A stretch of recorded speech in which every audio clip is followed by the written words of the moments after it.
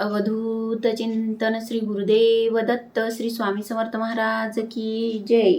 श्री स्वामी समर्थ जय जय स्वामी समर्थ श्री स्वामी समर्थ जय जय स्वामी समर्थ। स्वामी तू माझा आधार या आपल्या चॅनलमध्ये सर्वांचं खूप खूप मनापासून स्वागत करते। तर आज मी तुम्हाला सोमवती अमावस्या या दिवशी जर आपण काही उपाय केले तर त्या उपायामुळे पितृदोष दूर होईल आणि घरात सुख समृद्धी राहील। तर ते उपाय कोणते आहेत, आपण या दिवशी कोणकोणते उपाय करू शकतो याच विषयी माहिती सांगणार आहे। तर बघा, सोमवारी येणाऱ्या अमावस्येला सोमवती अमावस्या असे म्हणतात। या दिवशी म्हणजेच सोमवती अमावस्या या दिवशी स्नान, दान आणि पूर्वजांना पाणी अर्पण करणे याला विशेष महत्त्व आहे। असे केल्याने व्यक्तीला शुभ फळ मिळतात। तसेच सोमवती अमावस्या या दिवशी काही विशेष उपाय केल्याने माणसाच्या आयुष्यात आनंद येऊ शकतो। बघा, हिंदू धार्मिक ग्रंथानुसार पौर्णिमा आणि अमावस्येला विशेष महत्त्व दिले जाते। या दिवशी देवी देवतांची पूजा केल्याने आपल्या घरात सकारात्मकता राहते।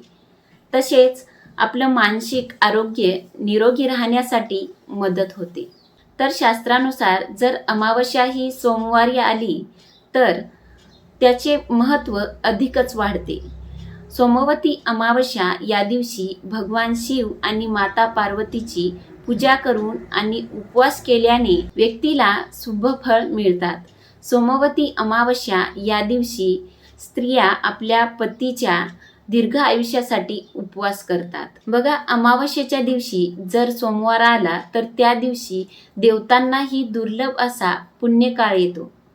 कारण गंगा, पुष्कर तसेच दिव्य अंतरिक्ष व धर्तीवरील सर्व तीर्थ आहेत ते सोमवती अमावस्या या दिवशी स्नान, दान, जप, ध्यान आणि पूजा केल्याने विशेष धर्मलाभ प्रदान करतात। म्हणून सोमवती अमावस्या या दिवसाला विशेष महत्त्व आहे। तर आपण या दिवशी काही उपाय करू शकतो। तर ते उपाय कोणकोणते आहेत जाणून घेऊयात। तर पहिला उपाय तो म्हणजे एखाद्या पवित्र नदीमध्ये किंवा तीर्थक्षेत्री जाऊन स्नान करावे। जर हे शक्य नसेल तर आपल्या घरीच पाण्यामध्ये थोडं गंगाजल घालून त्या पाण्याने स्नान करावे आणि त्यानंतर सूर्याला अर्घ्य द्यावे। असे केल्याने आपण आजारांपासून दूर राहतो। तर उपाय दुसरा तो म्हणजे पिंपळाच्या झाडाची पूजा। सोमवती अमावस्या या दिवशी पिंपळाच्या झाडाची पूजा करायची आहे। पिंपळाच्या झाडाला पाण्यात थोडे काळे तीळ घालून ते पाणी पिंपळाच्या झाडाला अर्पण करायचं आहे आणि तेथे तिळाच्या तेलाचा एक दिवा लावायचा आहे। त्यानंतर 7 किंवा 11 प्रदक्षिणा पिंपळाच्या झाडाला घालायच्या आहेत। यामुळे पितृदोष आणि कालसर्पदोष दूर होण्यास मदत होते। तसेच भगवान विष्णू पिंपळाच्या झाडामध्ये वास करत असतात।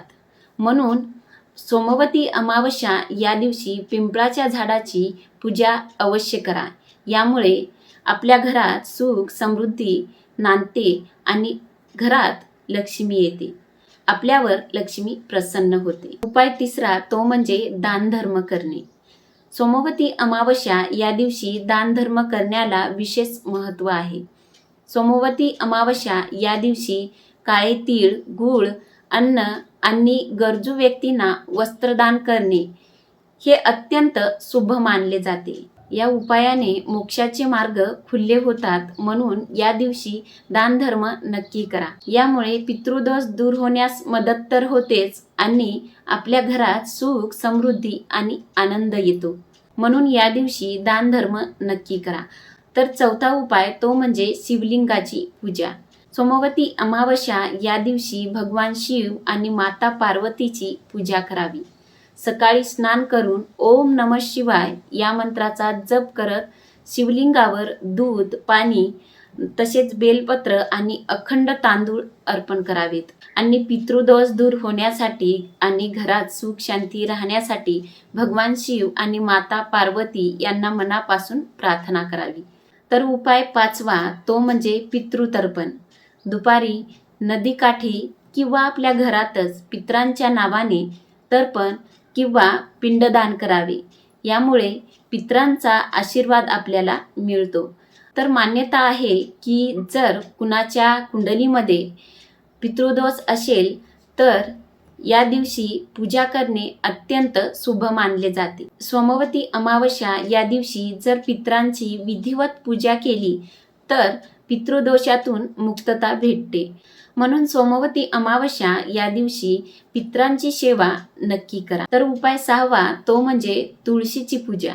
सोमवती अमावस्या या दिवशी तुळशीची पूजा करायची आहे. तुळशीला पाणी अर्पण करायचं आहे. तुळशीची पूजा करून तुळशीसमोर एक गाईच्या तुपाचा दिवा लावायचा आहे आणि त्यानंतर तुळशीला 108 प्रदक्षिणा घालायच्या आहेत. असे केल्याने घरात सुख समृद्धी राहते आणि पैशाची अडचण होत नाही, पैशाची कमतरता भासत नाही. म्हणून सोमवती अमावस्या या दिवशी हा उपाय तुम्ही नक्की करा. तर सोमवती अमावस्या या दिवशी तुम्हाला यातील जेवढे उपाय करणे शक्य होतील तेवढे उपाय तुम्ही नक्की करा. तर तुमचे काही प्रश्न असतील तर नक्की कमेंट करून सांगा आणि आपल्या या व्हिडिओला नक्की लाईक करा. आणि जर तुम्ही स्वामी तू माझा आधार या आपल्या चॅनलवर जर नवीन असाल तर असेच नवनवीन व्हिडिओ बघण्यासाठी स्वामी तू माझा आधार या आपल्या चॅनलला नक्की सबस्क्राईब करा. तर भेटूया अशाच एका नवीन विषयावर पुढच्या व्हिडिओमध्ये. धन्यवाद. श्री स्वामी समर्थ. जय जय स्वामी समर्थ. श्री स्वामी समर्थ. जय जय स्वामी समर्थ.